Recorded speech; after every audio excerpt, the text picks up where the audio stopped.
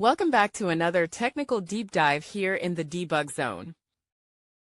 Today we're tackling a big question and breaking it down with insights from other users.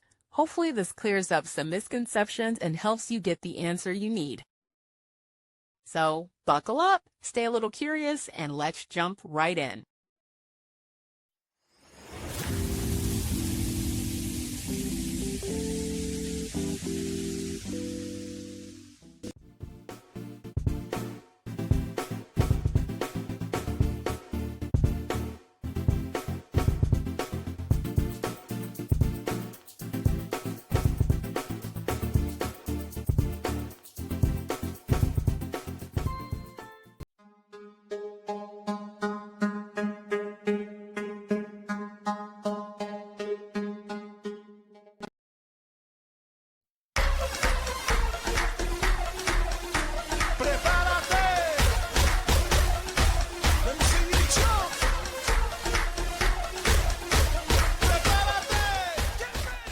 And that's a wrap.